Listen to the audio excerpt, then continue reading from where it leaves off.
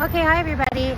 So today is April 29th. It's a little bit after 3, and I just finished setting up and filmed a couple of videos of fake heroes going by, and now I'm doing my protest video. So again, I'm an erased MMIWG survivor. This is my erased MMIWG survivor outfit. If you check out my previous posts, like my last couple of posts or 2 protests ago, you'll see more about this outfit. So this is technically Laurier Street. Last time I was saying this is Wellington. Wellington is just right there, but this is see how it comes around, because that's Laurier. And it comes around here, and so this is technically Laurier. That's, you know, the Chateau Laurier is right across from me. So, you know, that's why it's named that. Laurier, of course, is a former prime minister.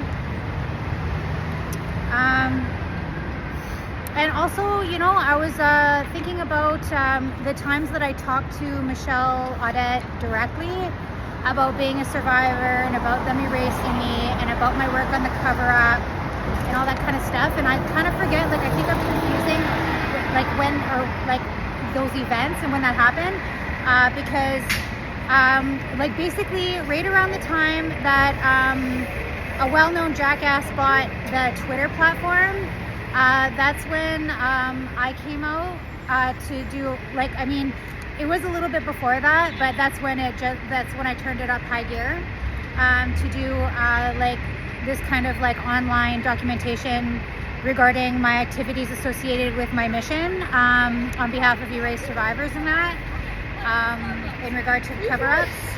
And so then since then, like that was like 2022, you know, whatever it was. And so then I started traveling quite a bit because I was a full-time student. And so then that afforded me a little bit of flexibility in my schedule to travel somewhat, to attend various events that for research purposes and other reasons. And so then I did attend like one of them survivor gatherings. So if you see my recent posts, the Survivor Secretariat, which is a full-on scam. You know, and these associated, you know, organizations that get this kind of funding, they do these fake survivor gatherings, and then, you know, they spend a whole ton of money on that instead of you know, blowing the lid off this cover up and doing something about the covered up evidence. And, you know, getting truth and justice for survivors, families, and all Canadians. So instead of doing that, they spend their money on that kind of stuff. So I went to Montreal to attend one of those survivor gatherings. And then after I had attended that, there was another one that happened here at the West End, just down the road from where I'm at right now. And they actually barred me from that. They sent me a letter saying that I'm a security risk, which is common. We're seeing a lot of that, like at the universities and stuff. Recently it happened again to like Dallas Brody, whatever, you know, this kind of stuff. So like, even though there is no actual security, well, in my case, there isn't a security risk. No one should know there. I don't draw big crowds. You know, I'm not like, you know, there's no risk that that some kind of crazy, like, you know, riot's gonna happen or any of this kind of stuff. There's no counter protest to what I do, okay? Because, like, I mean, imagine that. Oh, that would be something. Anyway, I'd be happy to document it. So, you know, I mean, it's fake. And so then I protested outside that time. But anyways, this is in regard to how many times I talked to Michèle Audette. So if you happen to see the video, like my former supervisor, Aurélie Lacassagne, had invited her to St. Paul University to speak. And like, this is in fall of 2023, and I had just started my program, and my supervisor had no reason not to tell me about it, or and she didn't. And so then I found out about it the same way. I wasn't invited, I wasn't involved, nothing like that. Even though these people all know that I'm a survivor, and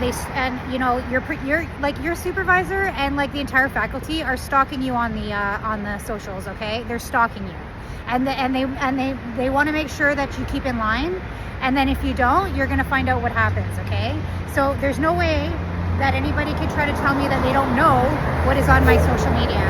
So anyway, so she invited her to speak, and if you listen to that, I mentioned about how I had asked her the question previously in Montreal. So that was at that survivors gathering. I don't know exactly when it was, so I haven't had a lot of time to go back into my files and pick out all these dates and get it all like lined up. But I am trying to clarify because I know that I'm getting it kind of confused. So anyway, that was a while back, and it happened in Montreal, and that's when I asked. So it was before fall of 2023, obviously, that happened.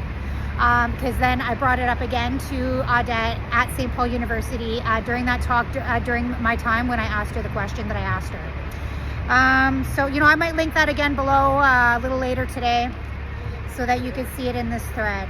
And then there was another time when I talked directly to Michéle Audette, and that was at an AFN assembly. I've seen Audette at several AFN assemblies, but I only talked to her the one time. So I forget where that one was. Like, that one was either in Montreal or it was in Winnipeg. I know it wasn't here in Ottawa. I've seen Michéle Audette here at the AFN assemblies here in Ottawa several times, but I never talked to her at any of those here in Ottawa. So it was either at the one in Montreal or the one in Winnipeg. So what happened was, she was not on the agenda. She had no reason to really be there. I wonder if it was Winnipeg, because that meant she had to travel. It could have more likely been Montreal, because for her to be in Montreal, or for her to show up, like for her to turn up in Montreal, or for her to turn up here in Ottawa, is not as unusual as her turning up in Winnipeg when she's not even on the agenda and she has no reason to really be there. So it was one of those times. Okay. So anyway, so what happened is that I went up to her and I took some pictures, as I often do, just to show who's here, who's showing up, who's talking to who's hobnobbing, whatever, eh? So I took some pictures of her, and then I went back and I go right up to people and just snap pictures. Like, I don't really care what people think, if you hadn't noticed. Do I look like I care what people think? Okay, so then people be crazy, so I don't care what they think.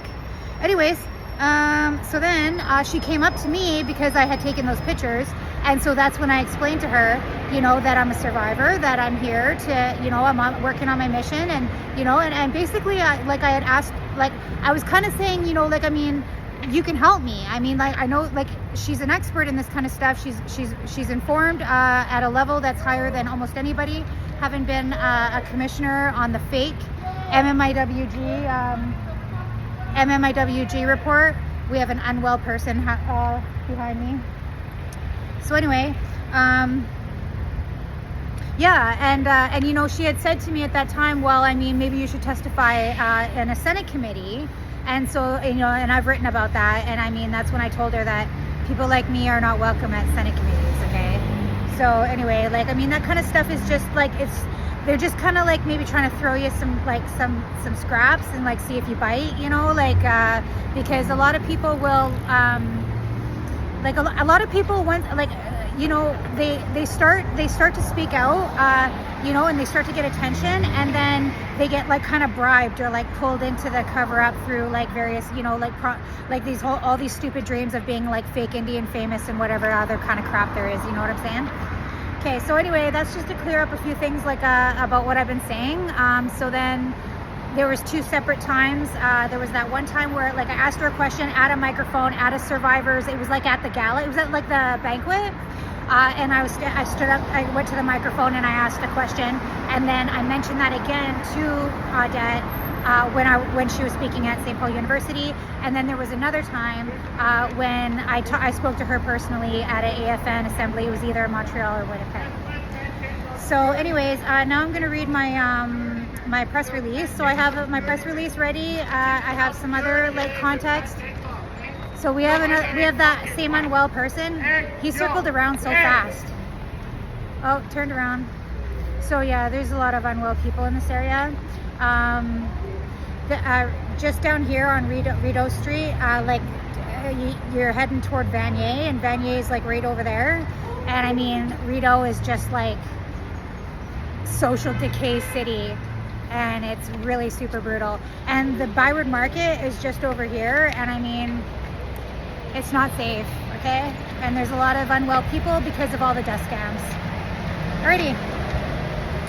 Okay, so MMIWG Survivor returns to the Senate to protest Senator Michéle Audette's push to criminalize residential school denialism in Bill C-9. So, MMIWG Media founder and MMIWG Survivor Dana Hickey, that's me, will be protesting outside the Senate of Canada on Laurier Street at 2 p.m. against Senator Michéle Audette's continued advocacy to insert residential school denialism into Bill C-9, the Combating Hate Act. With second reading debate on the bill resuming as the very first item on today's Senate order paper, the protest continues the stand for free speech and against the erasure of MMIWG survivors and all genocide survivors, including those from the Indian residential schools. I'm here today because Senator Michéle Audette is personally pushing to criminalize constitutionally protected speech perceived as Indian residential school denialism through Bill C-9, said MMIWG Survivor Dana Hickey. This is the same pattern of erasure that I have experienced for over 2 years. I spoke directly with Senator Audette. She knew that I am an erased MMIWG survivor, yet she still spoke at St. Paul University and accepted a fake honorary degree from this dangerous cult that has systematically erased and dehumanized me. She had the chance to stand up for survivors like me, and she chose not to. Canadians who are interested in understanding the broader context regarding St. Paul University having recruited me into a PhD program and then trying to genocide me can go to the playlist posted on my MMIWG Media YouTube channel at MMIWG Media 25, all one word. That's my handle on YouTube. And link to the playlist. So you'll see the full link on my press release. This protest builds directly on Dana Hickey's previous action against NDP MP Leah Gazan's anti-speech bill C-254, which sought to amend the criminal code to criminalize statements that condone, deny, downplay, or justify the Indian residential school system. Bill C-9, now before the Senate, is being used by some senators, including Audette, to achieve the same goal of silencing debate on the Canadian history of genocide. Criminalizing so-called denialism does not protect survivors, it protects a narrative at the expense of truth and free expression, Dana Hickey continued. As an MMIWG survivor myself, I demand the right to speak without fear of prosecution. Senator Audette knows who I am and what I have endured. Her advocacy for this amendment while ignoring my lived experience of institutional erasure is unacceptable. Dana Hickey calls on all senators to reject any amendment that would add residential school denialism to Bill C-9 or expand hate speech provisions in ways that stifle legitimate historical discussion. Free speech is not hate. Truth-seeking is not denial. So, that's pretty well it.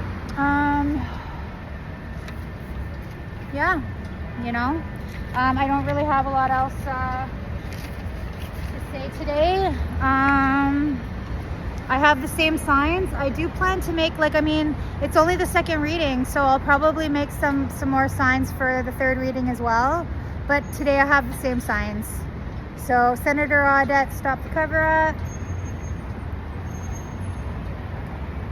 And denying justice is denialism. Everybody that I protest, as I have said, everyone that I protest are like massive hypocrites. And they constantly project their wicked, evil ways onto others. And it's ridiculous.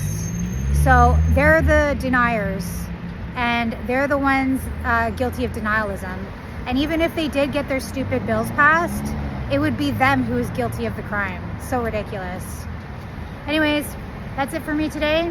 And I'll let you know if anybody tries to interfere with my peaceful protest. And thanks for watching, chums. Bye.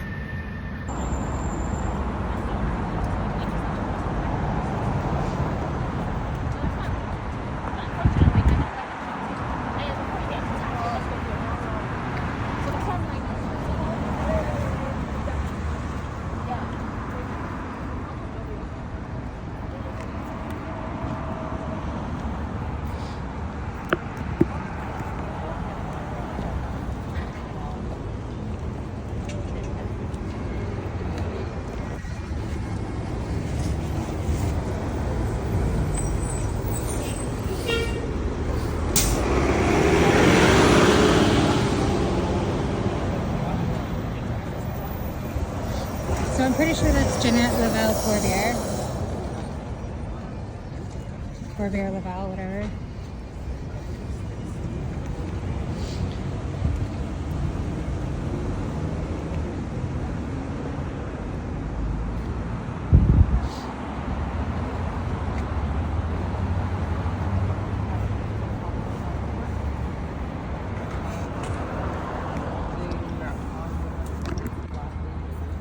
So she sees me out here protesting.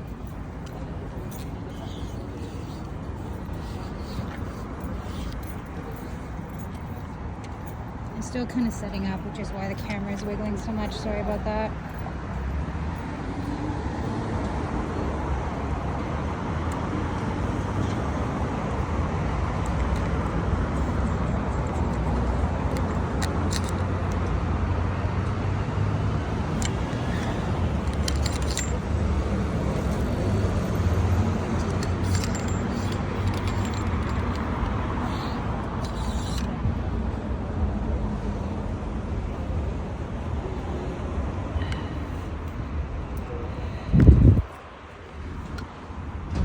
Well, anyways, I need my other hand. I guess you get the point. I'll turn it back on if anything happens. There she goes.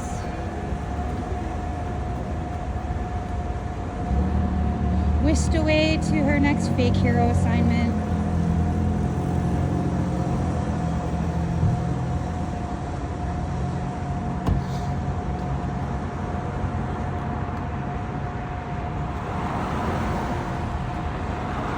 Bye, Jeannette. Bye. See ya. Have fun on your fake hero assignment next time. Okay, so that might be Pat. I think it is. Might be. What the hell's his name? Brazeau. So he walked around me